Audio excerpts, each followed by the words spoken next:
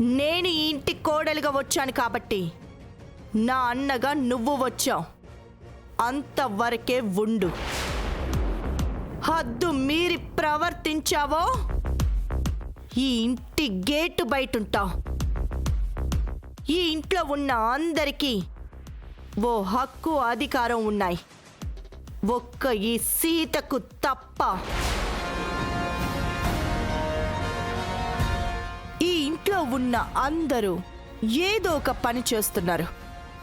ఏ పని పాట లేనిది ఈ సీతకు మాత్రమే. నేను ఈ ఇంటికొచ్చి రామ్ని, ప్రీతిని నా సొంత బిడ్డల్లా పెంచాను.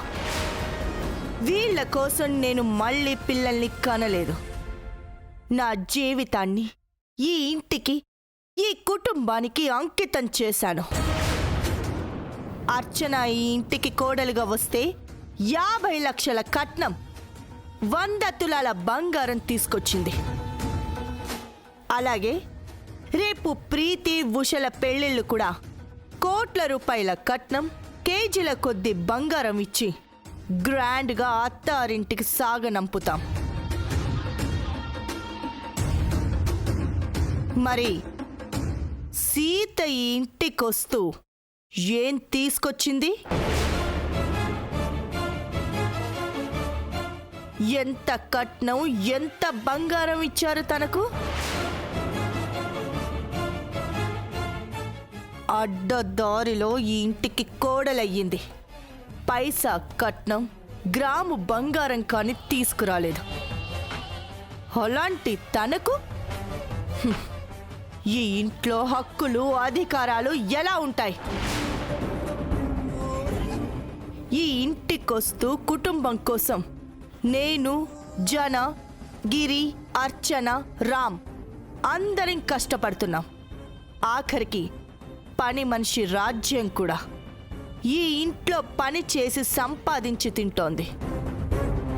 కానీ సీతకు ఏం సంపాదనుంది? ఈ ఇంటి కోసం తను ఏం కష్టపడుతోంది?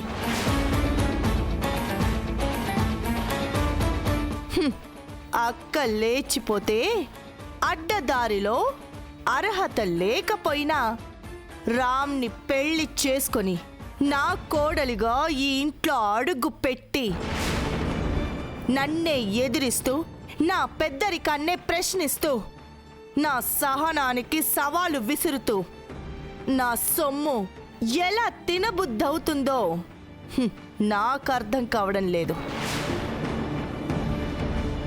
సిగ్గు, మానం, అభిమానం మనుషులకుంటాయి వదినా. మంది మీద పడి తేరగా తినేవాళ్ళకి ఏం విలువలుంటాయి?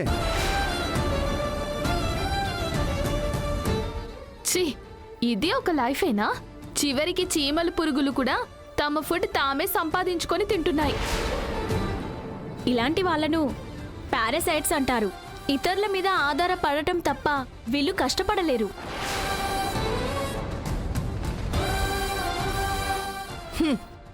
ఏం చేస్తాం, మన బ్యాడ్ లక్. ఈ ఇంటికి ఇలాంటి పరాన్న జీవి వస్తుందని నేను ఎక్స్పెక్ట్ చేయలేదు. రామ్ ఏదో యాక్సెప్ట్ చేశాడని ఈ పారాసైట్ని తప్పక ఎంకరేజ్ చేస్తున్నాను. కష్టపడి సంపాదించకుండా తినేవాళ్ళంటే నాకు పరమాసహ్యం. సిగ్గులేని జీవితాలంటే నాకు చిరాకు.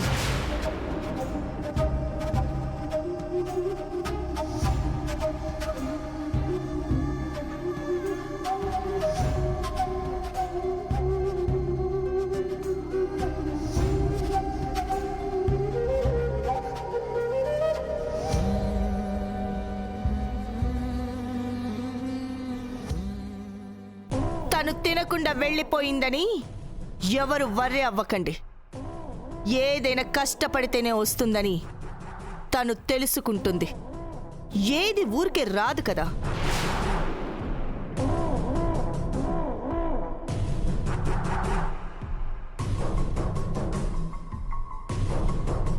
మంచి పని చేశావు మహా. సీతకి బుద్ధొచ్చేలా చేశావు. లేకపోతే పొద్దున్నే నీ చైర్లో కూర్చొని టిఫిన్ తింటుందా? మళ్ళీ జన్మలో ఆ చేరు వంక కన్నెత్తి కూడా చూడదు వదినా. సూపర్ పిన్ని, సీతకు సూపర్గా లెసన్ చెప్పావు. ఈ నైట్కి సీత ఆకలితో చస్తుంది.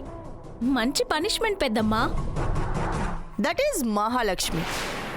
పదండి, డిన్నర్ చేద్దాం.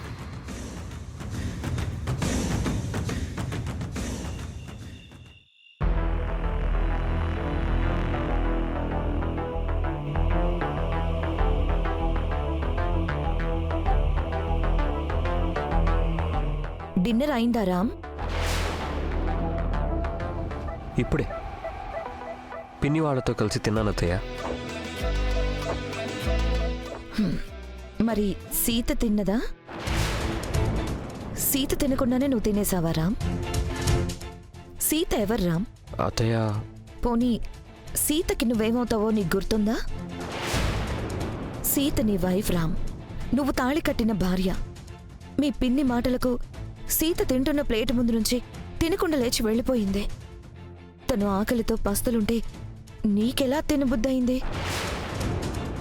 తను బాధపడుతూ ఉంటే నీకు చీమ కుట్టినట్టు కూడా అనిపించలేదా?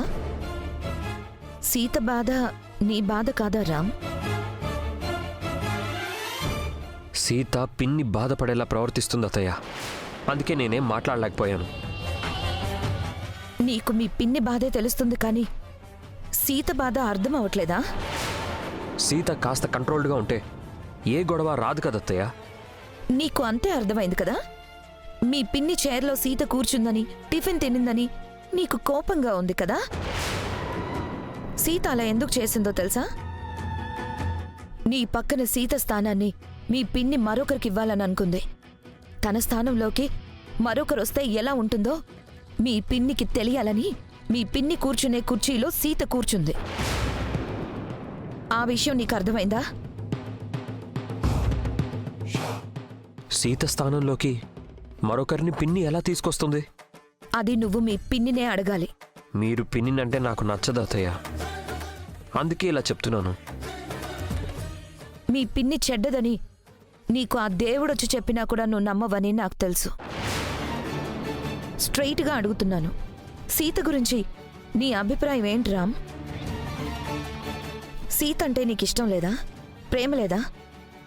సీత నీ భార్య కాదని అనుకుంటున్నావా? అదేం లేదు అత్తయ్య. మరి ఇందాక మీ పిన్ని సీతను అన్నన్ని మాట్లాడుతూ ఉంటే ఎందుకు సైలెంట్గా ఉన్నావు? ఈ ఇంట్లో పని వాళ్లతో సహా అందరూ సంపాదిస్తున్నారు, ఒక్క సీతే ఏ పని చేయకుండా కూర్చుని తేరగా తింటుందని మీ పిన్ని నింద వేసింది. ఈ ఇంట్లో నువ్వు కూడా సంపాదిస్తున్నావు కదా, నీ సంపాదన నీ భార్యకు కూడా చెందుతుంది కదా. భార్యను పోషించే బాధ్యత భర్తదే కదా.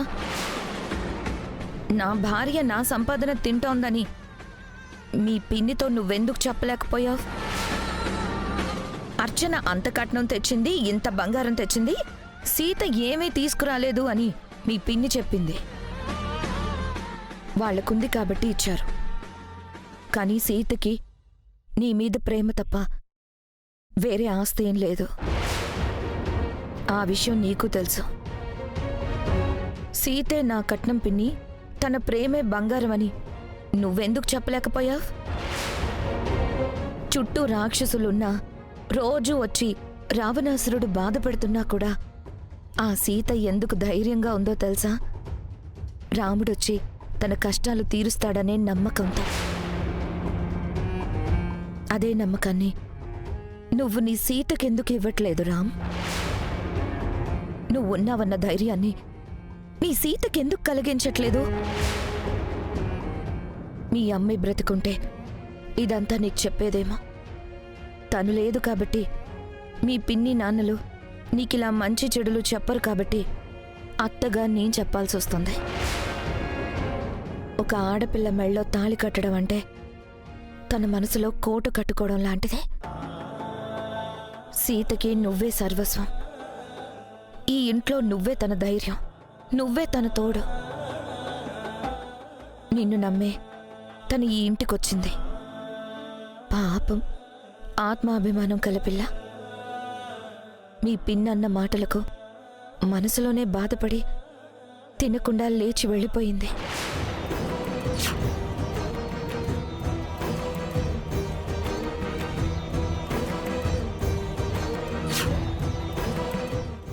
ఇంట్లో అందరూ తిన్నారు, ఒక్క సీత తప్ప.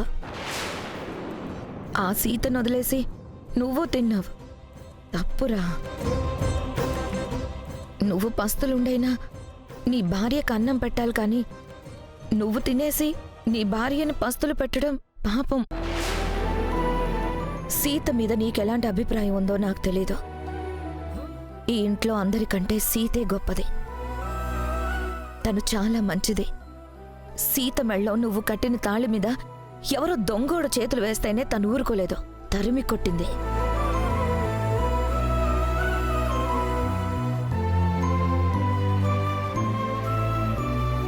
అలాంటి సీతపై మీ పిన్ని నిందలు వేస్తే నువ్వు మౌనంగా ఉన్నావు. దీన్ని బట్టి ఎవరు పిచ్చోళ్ళో అర్థం చేసుకో. సీత మీద నీకు ప్రేమ ఉన్నా లేకపోయినా తన మెడలో నువ్వు కట్టిన తాళికైనా విలువివ్వు. సీత నవ్వు నీకు వరమైతే సీత కన్నీళ్లు ఈ ఇంటికి శాపమవుతుంది. వెళ్ళి సీత కన్నీళ్లు తుడువురా.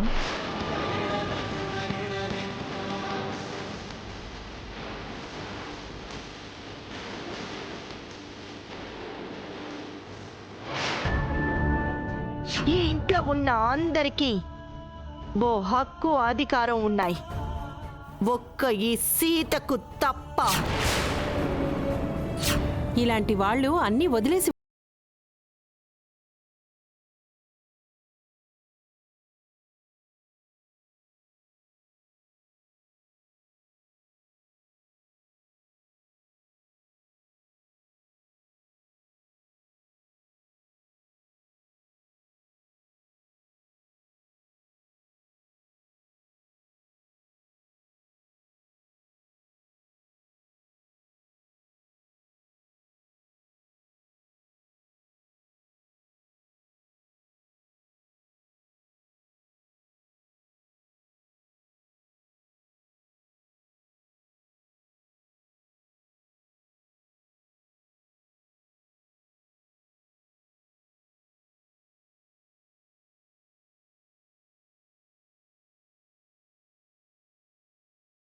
సీత,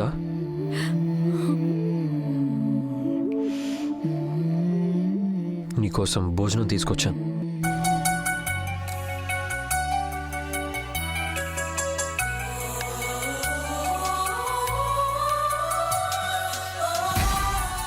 ఇందాక నువ్వేం తినలేదు కదా, ఆకలితో ఉంటావు. తిను సీత. నా ఆకలి మీకు ఇప్పుడు గుర్తొచ్చిందా మామా? ఇందాక మా పిన్ని వాళ్ళు నాకు తిట్ల భోజనం పెడుతూ ఉంటే మీరెందుకు మౌనంగా ఉన్నారు? అది వదిలే సీత, ఇప్పుడు తిను. మీ పిన్ని వాళ్ళు నాకు కడుపు నిండా పెట్టారు, ఆకలిగా లేదు. ప్లీజ్ సీత, దయచేసి తిను. మీరు తిన్నారా? తినేశాను. అయితే పడుకొని నిద్రపోండి. నువ్వు ఆకలితో పస్తులుంటే నేనెలా నిద్రపోతాను? నా మాట విని తిను సీత. ఒక్క మాట అడుగుతాను, సమాధానం చెప్తారా? ఏంటి? నాకు ఈ భోజనం మీ పిన్నికి తెలిసి తీసుకొచ్చారా లేక దొంగ చాటిగా తీసుకొచ్చారా? చెప్పండి. నాకు మీరు భోజనం తీసుకురావడం మీ పిన్ని వాళ్లకు తెలుసా లేదా? పిన్ని వాళ్ళు తినేసి నిద్రపోయారు. అంటే మీ పిన్ని వాళ్ళతో చెప్పి మీరు నాకు భోజనం తీసుకురాలేదన్నమాట. ఒక పని చేయండి, మీ పిన్ని దగ్గరకు వెళ్ళి నాకు భోజనం తీసుకొస్తున్నానని చెప్పి రండి. ఆవిడ తినమంటే నేను తింటాను. నేను తినమని చెప్తున్నాను కదా. ఈ ఇంట్లో నేను తేరిగా కూర్చొని తింటున్నాను అని మీ పిన్ని అనింది కదా, అప్పుడెందుకు చెప్పలేదు మీరు? ఆ విషయం వదిలేమన్నాను కదా. నేనే నీకు భోజనం తీసుకొచ్చాను కదా. భార్య ఆకలితో ఉందని భర్త భోజనం తీసుకొస్తే అంతకంటే ఆనందం భార్యకు మరొకటి ఉండదండి. కానీ మీరిలా దొంగ చాటుగా భోజనం తీసుకురావడం నాకు నచ్చలేదు. మీరు మీ పిన్నితో చెప్పి తీసుకురండి, అప్పుడు తింటాను. నాకు ఎలాగో పని దొంగ అని ముద్ర వేశారు, తేలిగా తింటున్నాను అని నింద వేశారు. మీరు కూడా దొంగ అవ్వడం ఎందుకు? నాకు చాటుగా తిండి పెట్టారు అని మీపై నింద ఎందుకు? వెళ్ళండి, మీ పిన్నితో చెప్పి రండి. మా పిన్నితో మళ్ళీ గొడవ పడాలనుకుంటున్నావా సీత? జరిగింది చాలదా? జరిగింది గొడవ కాదండి, నాకు అవమానం జరిగింది. అది మీ సమక్షంలో జరిగింది. మీరు ఉండగానే నేను మాటలు పడ్డాను. మీ ముందే తింటున్న కంచం ముందు నుంచి లేచొచ్చాను. అప్పుడు మీరు ఒక్క మాట కూడా మాట్లాడలేదు. పరిస్థితి అర్థం చేసుకో సీత. మీరు నన్ను అర్థం చేసుకోండి. నా భర్త నా గురించి ఏదైనా ధైర్యంగా చేయాలని నేను ఆశపడతాను కదా. అందరిలాగా నా మెడలో ధైర్యంగా తాళి కట్టిన వారు అందరికీ చెప్పి ధైర్యంగా నాకు తిండి పెట్టలేరా? నేను ఎలాగో ఈ ఇంట్లో ఏ పని చేయట్లేదు. మీరు ఆఫీస్కి వెళ్ళి పని చేస్తున్నారు కదా. మీ భార్యనే కదా నేను. మీ పిన్ని నన్ను అనరాని మాటలు అంటుంటే నా కోసం మీరు ఒక్క మాట కూడా మాట్లాడలేదు. అప్పుడు ధైర్యం చేయని మీరు ఇప్పుడు దొంగచాటిగా అన్నం తీసుకొస్తే ఎలా తింటాననుకున్నారు? నేను ఇంట్లో లేనప్పుడు మా పిన్నితో గొడవ పెట్టుకున్నావు. నన్నేం చేయమంటావు? పొద్దున గొడవకు సాయంత్రం ప్రతీకారమా? పొద్దున మీరు లేరు, సాయంత్రం మీరున్నారుగా. తిప్పి తిప్పి అదే చెప్పకు సీత. నేను మా పిన్నికి చెప్పలేను, నీకు చెప్పలేను. అన్నం తింటావా లేదా? మీరు నాకు చెప్పకపోయినా పర్వాలేదు, మీ పిన్నితో చెప్పండి. మీరు పెరికి వారవ్వడం నాకు ఇష్టం లేదు. నా కోసం మీరు ధైర్యంగా చేసే చిన్న పనైనా నేను ఇష్టపడతాను. నా కోసం మీరు చాటిగా చేసే ఏ పని నేను ఒప్పుకోను. నేను పిన్నిని ఎదిరించలేను. పిన్ని నాకు దేవతతో సమానం. మీరు నాకు దేవుడితో సమానం. దేవుడు ఏదైనా ధైర్యంగా ఇస్తాడు, దొంగచాటిగా ఏది ఇవ్వడు. అనవసరంగా గొడవని పెద్దది చెయ్యకు సీత. నా కోసం మీరు ఎలాగూ మీ పెన్నితో పోట్లాడరు. కనీసం నా కోసమైనా మాట్లాడకపోతే నేను ఇంట్లో ఫ్రీగా తింటున్నాననేగా మీ అందరి ఫీలింగు. చెప్తా, రేపు మీ అందరికీ సమాధానం చెప్తా.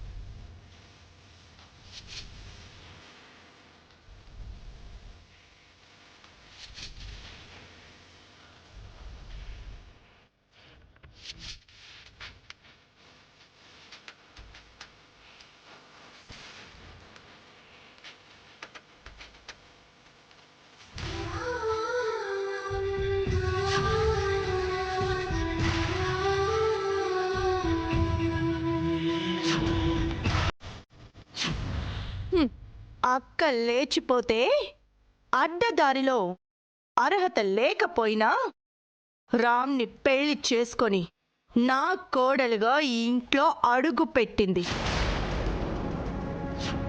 నాకు అవమానం జరిగింది, అది మీ సమక్షంలో జరిగింది. మీ ముందే తింటున్న కంచం నుంచి లేచొచ్చాను. అప్పుడు మీరు ఒక్క మాట కూడా మాట్లాడలేదు.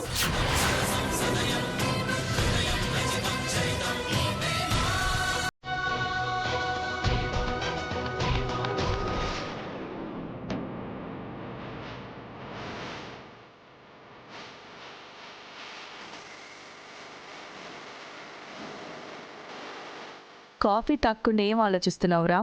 నైట్ సీత అన్నం తినలేదు పిన్ని. ఒక్క పూట తినకపోతే తనేం చావదులేరాం, దానికేం ఫీల్ అవ్వకు. నేను ఈ ఇంటి కోడల్నే అంటూ నిన్న మహా ముందు ఎగిరిపడింది కదా. ఓ 4 రోజులు పస్తులుంటే అణిగిమణిగుంటుంది. ఆకలితో ఉన్నప్పుడు అన్నం విలువ, కష్టం విలువ తెలుస్తుంది రామ్. తన గురించి నువ్వేం ఫీల్ అవ్వకు. సీత తిండి లేక మన ఇంటికి రాలేదన్నయ్య. రామ్ తాళి కట్టి తీసుకొచ్చాడు. సీత ఈ ఇంటికి బాధితురాలుగానో శరణార్థిగానో రాలేదు. ఓ కోడలిగా వచ్చింది. నిన్న సీత అన్నది కరెక్ట్. మహాలక్ష్మోదన ఈ ఇంటికి ఎలా కోడలుగా వచ్చిందో సీత కూడా ఈ ఇంటికి కోడలే, సుమతొదన వారసురాలే.